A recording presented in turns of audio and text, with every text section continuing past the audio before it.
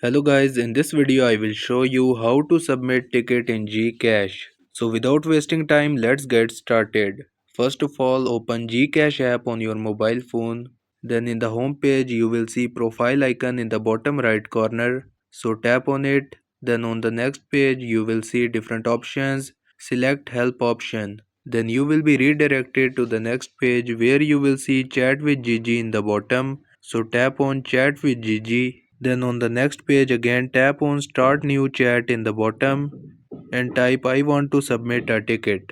Then you will get a reply and in the reply you will see the option submit a ticket. So simply tap on submit a ticket, then enter the required details like email address, Gcash registered full name, country, mobile number, concern category, ID submitted for verification, details about ticket, and in the end you can also add some attachments.